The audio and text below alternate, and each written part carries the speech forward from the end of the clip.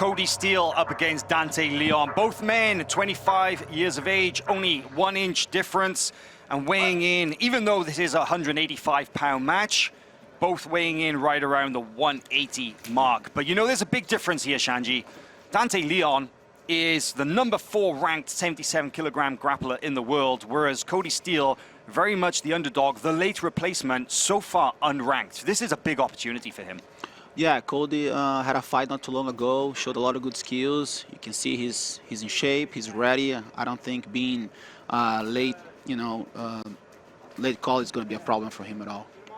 Yeah, getting the call up to compete here at Who's Number One, a huge opportunity considering that we're here in Austin, Texas, his adopted hometown, originally hailing from Port Angeles in Washington, but living here since, I believe, his senior year in high school. And you know what's really interesting? Oh, there's a big shot there from Dante Leon. That's a big statement. Yes, it is. Because I was about to say that Kody is very well known for his wrestling prowess, but Dante, the Canadian now based in Ohio, access to some high-level wrestling training of his own, scores that big takedown. Oh, big takedown. He's been fighting, good jiu-jitsu wrestlers, and definitely Kody is one of them. But I think the seasoning of Dante, he was able to, capitalize and get a moment. I think Kody got a little too comfortable. Sneaking and moving, and then that being taken down. Let's see what's Dante gonna let go of that super hold. Well, what's interesting is the way that Leon was able to not just take down Steele, but keep him there. Now that's hard because against guys who have, like you called it earlier, that wrestle jitsu style, one of the hardest things is even if you do take them down, keeping them there is a tough job. They just pop straight back up. Yeah, but in that case, since there's no point allowed, I don't think, it would be much of like a try from Kody. I would say if there do be points on it, he would be a little, kind of like hustle that position a little more. Right. So maybe he should be, okay, I got to take down. I know it counts for the referees, but we still got 13 minutes on the clock, and I think he thinks he has enough time to take that in consideration and make that takedown not value so much. Absolutely. An interesting wardrobe choice from Dante Leon, electing to compete shirtless here at Who's Number One. And, we just want to talk a little about that, about the fact that Leon, hailing originally from Harrow, Ontario in Canada, now based in Toledo, Ohio. Ohio is known as one of the... Oh, look at this interesting guard pass onto the head. Exactly. A guillotine attack here from Leon. Mounted guillotine here. Oh, good defense. Drops off to the side, but the access to that wrestling talent has given him the ability to pull the trigger on positions like this. Nice defense from Kody. Into the top position. What an escape for Kody Steele. Managing to get out of a deep guillotine attempt. Obviously, the judges are going to definitely make a note about that submission attack. Yeah, Dante from Toledo, Ohio. Toledo, shout out for the guys in Toledo, Chris, Kelly, the J15 boys. That's the first city that moved to America 20 years ago, Toledo, Ohio. So as you know, not exactly known as a jiu-jitsu hotspot, but certainly a lot of grappling pedigree there. And look at that, wrestling beautiful up from Leon. The way that he just picks up that single from that city guard position and now looking to go higher on the body. Love this match. But Steele, constant movement. And, Steele actually said more than once in the run-up to this match that he wanted match of the night. He wanted to put on a show as much about going out there as getting the win. And so far, not even 4 minutes into this match, we've already been getting a show. Yeah, good position, good wrestling. And what I like about sometimes fights like this is that even there's no point, they still trying to wrestle each other. That pride to like, I'm taking you down. And Dante could easily pull guard because we've been seeing him pulling guard before. And he's refusing to it. He wants to take the guy down, make a statement. We kind of see Kody slowing down a little bit.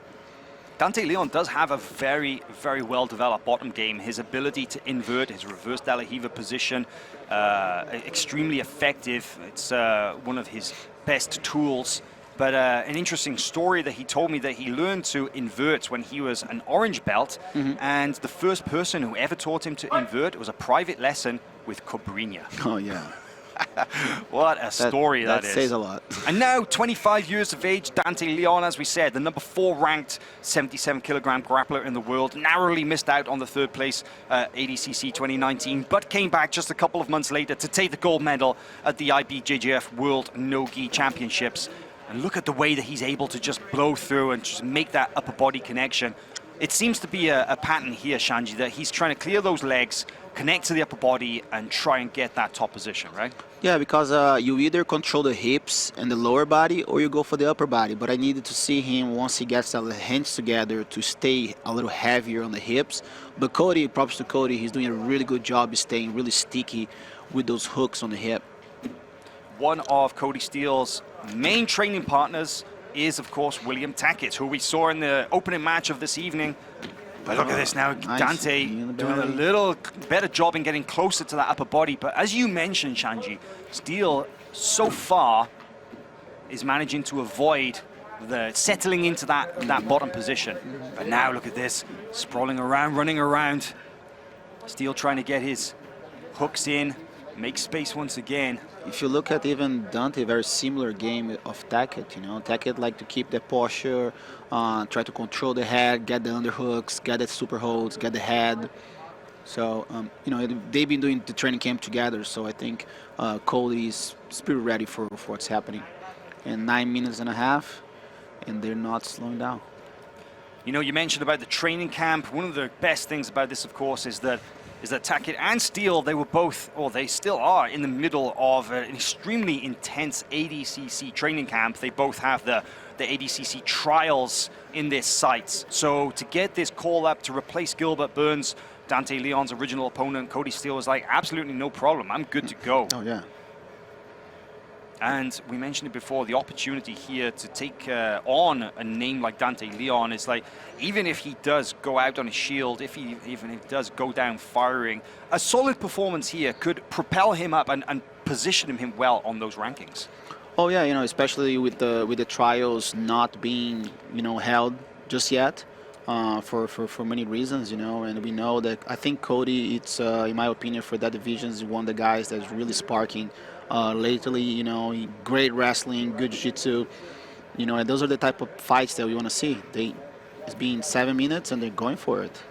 Look at this here, a little bit of a different guard pass attempt Yeah, here from Leon. Old school style. Going underneath the legs instead of over now, and switching up directions Little side as well. smash. Restart now in the same position. That's an interesting position if Dante can capitalize on it. And you know, look at the list of names that Dante Leon, the last 5 people that he's beat in no pop in the top is Kody Steele. The last 5 names that Dante Leon has beat in no-gi competition, he has wins over Johnny Tama, Tai Ruotolo, Renato Canuto, Jaime Canuto, and Felipe Silva. Those are some of the best no-gi grapplers in the world. Well, now we have a fight ourselves, you know. Decide to take the rash off. Maybe he thinks that, you know, maybe he has a rash guard. Dante can maybe grasp onto him. Interesting to note as well that it was almost at the halfway mark that Steele decided to take the rash guard off. But how will that impact the strategy? Because to be honest, after that initial takedown from Leon, the majority of the match has been him attempting to pass and Steele playing this kind of open guard position. You have to think that removing the rash guard would be maybe best for escaping bottom position, for wrestling. What do you think? Yeah, maybe, because I think we can see clearly Dante's strategy to try to super hold him from the top, which means getting the underhooks and the crossface and lock the hands. Maybe Kody thinks that he can sleep a little easier from that, because we can see clearly that's probably the best chance for Dante passing Kody's guard is a good control on the upper body. There's footwork there from both men. Leon in changing directions, but trying to settle into this smash pass position now. Manages to get the knees together. Little leg weaving, boom. Trying to windshield wiper his knees over, but Steele manages to keep that knee in between them. I sense here, I don't know about you, but I sense that Steele seems to be slowing. Yeah, you know, of course, Dante's putting pressure. You see that his position is above Kody. Remember what we were talking about on the show, you know, the presence that the no-gi people have to put to be able to pass the guard. And you see that Dante, you know, he has a posture, but if you look at his head is always, you know, towards Kody's body. referring, of course, to the Shanji Hibero show, which is available to watch exclusively on FloGrappling. 2 episodes in with more to come. Don't miss that. Shanji, of course, this is a new phase in your career. We love having you on the mic, man, especially here commentating, so much knowledge to share with the jiu-jitsu world after such an amazing career. Oh man, thank you. I learned a lot. You know, I'm really amazed. I feel like I want to go in the back of the room and drill the guys. Absolutely. Interesting to note as well that you have a little history with Dante Leon. You showed me an amazing photo of you and Dante from many years ago when he was what? He was maybe 12, 13 years old? Yeah, his mom just sent me the picture. You know, Dante trained with us in Toledo. You know, the family from Toledo. I love those guys. I miss them so much. And I'm just super happy to see him conquering the world. Once again on the neck here is Dante Leon. Now that looks like a deep grip switch into the DOS. But Steele, now the added... the slipperiness of the sweat at this stage, almost 10 minutes into this match, maybe saving him from certain doom in that position. The way that Dante was able to switch from the traditional guillotine, arming guillotine grip to the DOS very quick. But nice. there is a very solid, he was very able to smooth guard pass. Yeah, the leg weaving. Now he's going to get the underhook. Let me see. Super hold. Let's see if he's going to try to get nice hip break. Basically open the knee, using his knee to open the elbow to maybe get the mount. But the slippery now, it can help Kody for sure in this situation. Now, one thing that I did notice that when Steele took his top off is that there seems to be a large amount of taping on his ribs. I wonder if that is a nice kick up and escape there from Steele. But look at that taping. You can see it all on one side of his torso. Like a cut. It seems more like a cut than anything. I think there's a little padded in there. And now it's Dante who elects to go down first, pulling this seated guard position. Well, we saw he had success there earlier. He was able to come up on the single, right? Yeah, now, you know, 4 minutes on the clock. Dante knows he's ahead. So that's his safe place. Oh, a back flip guard pass attempt from Kody Steele. Phenomenal athleticism. But that can cost him. it is an all or nothing kind of move. And Dante now in this very strong torso control here. One hook in, one out. And you have to think that energy bar, of course, that both men have, it kind of goes down and down and down as the match goes. How much does a big athletic move take out of your power reserve as you get this deep into the match? Well, it does take a lot, you know, but I think Kody, if he does that a lot, I think it's not like the same if I'm trying to do this, you know. But yeah, he's always been athletic. If you watch all his fights, he's very consistent. He's very athletic. He does, like, you know, flying and see somersault, things like that. I guess for the viewers, it's more entertaining also. Back up to his feet now with around about 3 minutes 10 remaining in this match here. Dante Leon once again electing to go to this kind of open half guard position. I'm not even going to call it sort of open guard. It's interesting the way he always elects to kind of go to that one side, but now possibly looking for a Berimbolo from this position. We know that he can do that too. Oh, yeah. Uses it to come up on top. Oh, nice knee cut into that. Passing position, but once again on the neck. But Steele able to recover this guard position. He's got one active hook at least. Hard to see what the bottom leg is doing here, but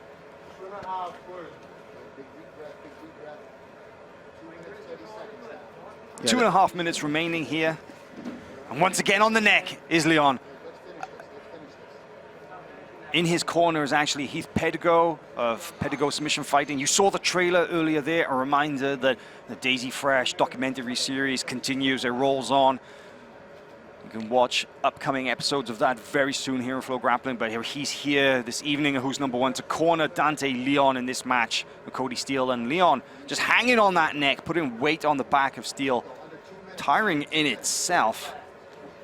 And just really settling his weight down now, it seems. Dante's really settling into his positions. Yeah, he knows he's ahead. You know, 1 minute and 15 on the clock. He's gonna pretty much maybe wait for Kody to try to go for a little Hail Mary and then capitalize on the counter. And especially being, you know, sweaty and slippery as they are right now, it's probably really unlikely something gonna happen. Nice spin and a recovery there from Kody Steele. His ability to move on his back doesn't seem to be impeded by that potential rib injury we can kind of see. But look at this once again. Leon, his posture and his position from this. Nice. And now diving over the top, try and get hold of the neck. Gets it on the Boy, second it's attempt. tight, Here, tight. close guard. This is He can dangerous. get it. Close guard. The hip is off. The hip is off. The hip is off. Yeah. Cody he's Steele losing doing angle. his best to try and get out, and there he That was goes. beautiful. Amazing. That was a deep, deep submission attempt. Yeah, props for Cody, like defending properly. You know, I've been seeing a lot of black belts tapping with the knees on the ground. Rule number one, get your knees off the ground to release the pressure from the neck. And Cody did it really well and committed to move his butt out of his guard. And here we are, still fighting 40 seconds to the end. Very interesting to know that Kody Steele went white to black belt with the same jiu-jitsu coach, Rodrigo Cabral of Brazilian Fight Factory, a checkmat gym here in Austin, Texas. Very few modern-day grapplers can say that they have done that, white to black belt with the same coach, but he is a homegrown talent here from Austin, Texas, and definitely, as we run down with 15 seconds left on the clock and one last pass attempt here. Nice footwork attempt to get over the top of that supporting leg is Leon. The mount, little leg weave, side smash, to the pass or to the mount. Clock runs down. Nice weaving again. And I think it's absolutely no question now as we go to a Great judge's fight. decision who the winner of that match was. But what a match it was indeed. 15 minutes of incredible action. Let's see what the official decision is. All three judges score it unanimously for Dante Leon. Ladies and gentlemen, your winner, Dante